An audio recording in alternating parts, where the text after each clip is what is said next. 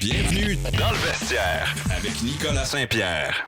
Mesdames, messieurs, vous êtes dans le vestiaire. Présentation Brigitte et Rockland Ford. On s'en va faire un petit tour entre deux espressos à Milan, ou en tout cas en Italie, pour parler avec Marc Schreibert.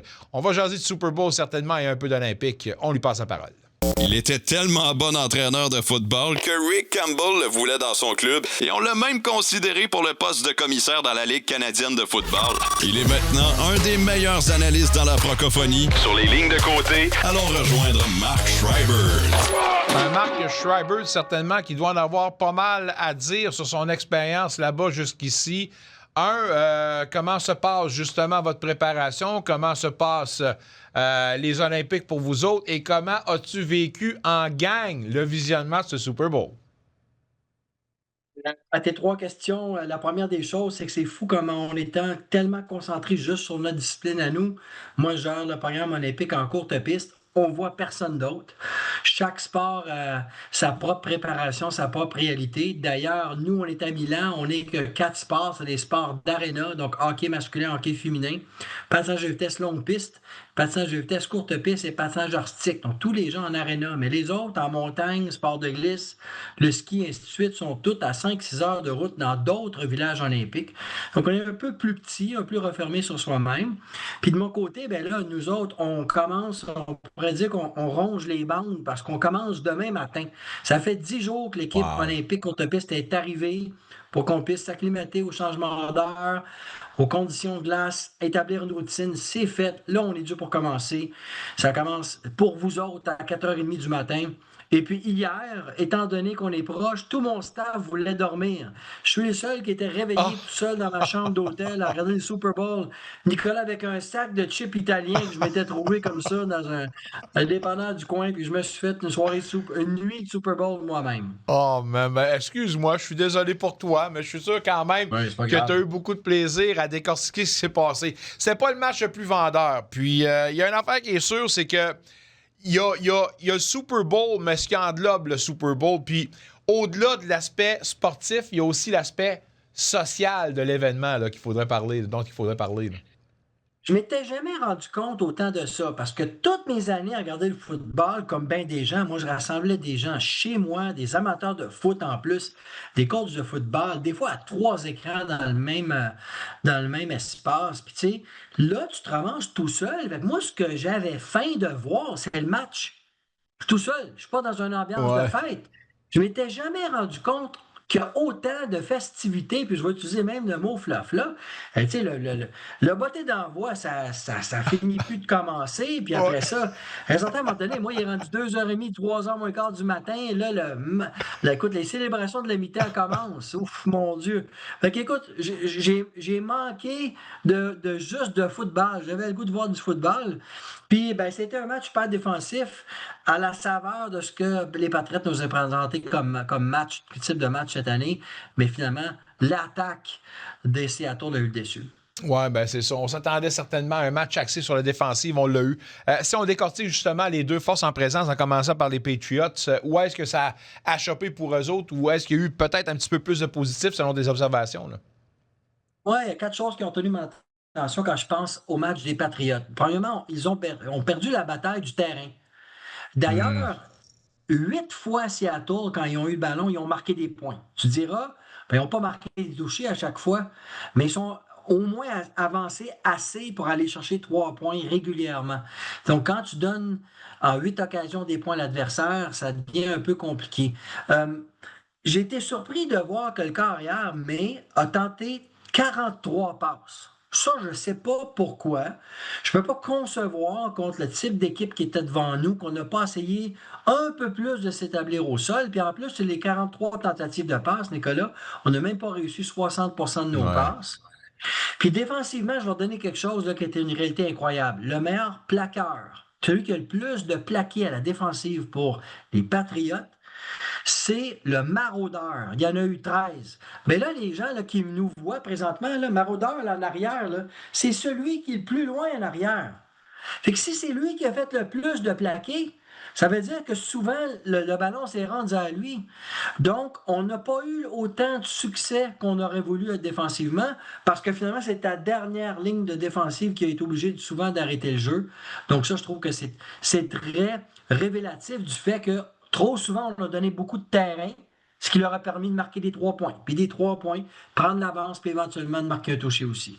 Il y a aussi le fait qu'on n'a pas su bien protéger Drake May. Puis Drake May, dans tous les matchs de série, a été saqué à 5 reprises. Puis hier, ça a été 6 reprises.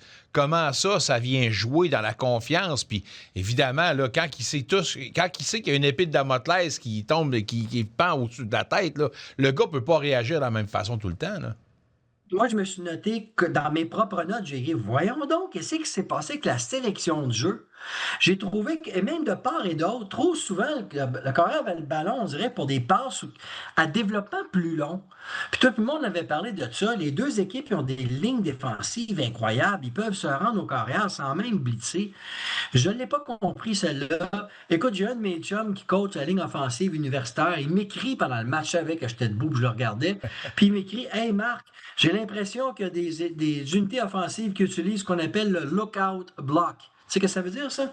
Le joueur de ligne en attaque s'installe à la ligne, set hot, le ballon lève, whoop, il circule, il se dit « Look out! » Il se dit au carré, « Attention, il s'en vient! » Écoute, j'ai jamais vu autant de pression sur les deux corps. Puis le pauvre May, là, il y avait une seconde, il y avait quelqu'un d'en face. Chapeau à la défensive.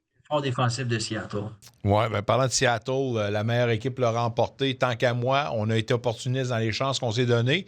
Puis même la défensive, à part de ça, qui s'est permis de marquer, de produire à l'offensive. Bref, parle-moi de ce que tu as retenu du jeu de Seahawks.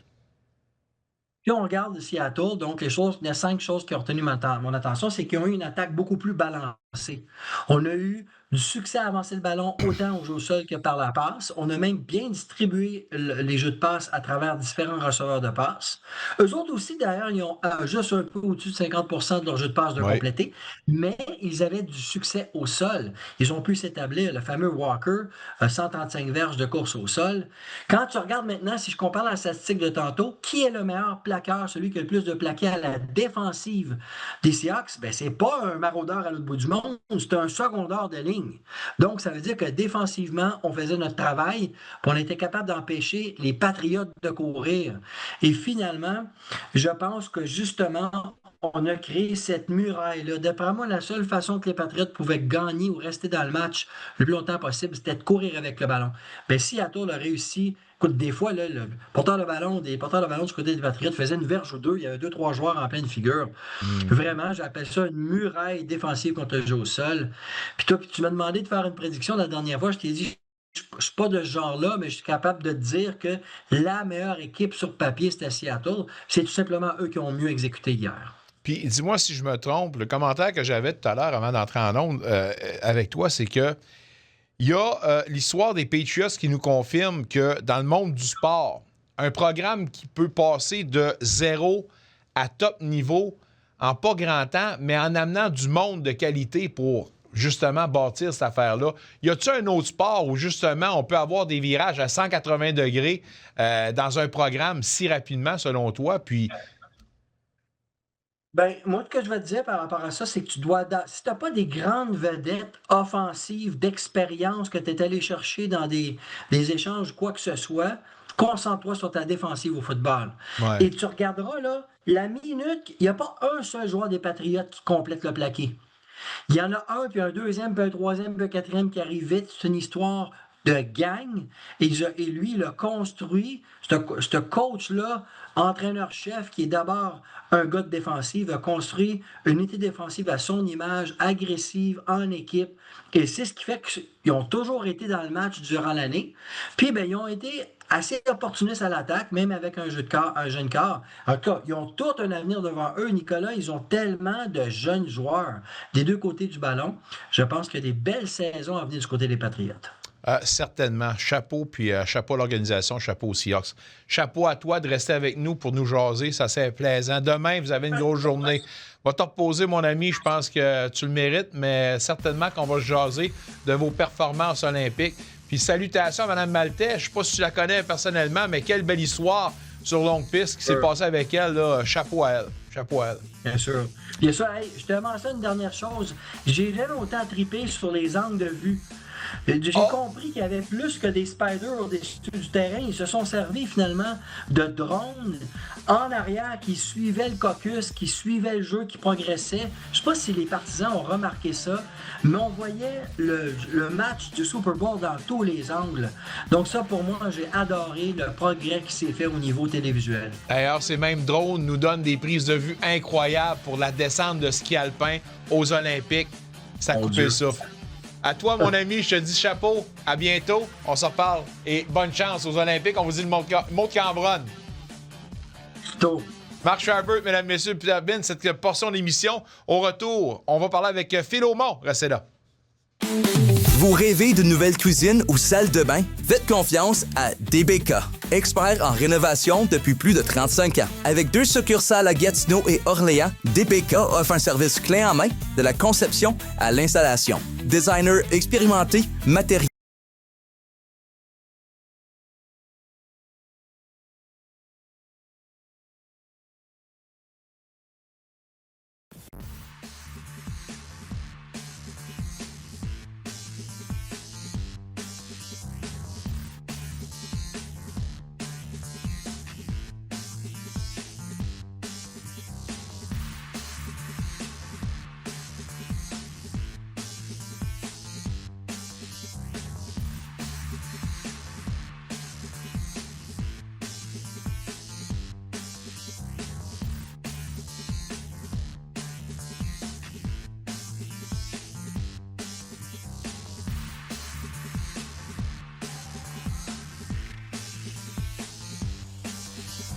Un retour sportif 100% local dans le vestiaire avec Nicolas Saint-Pierre.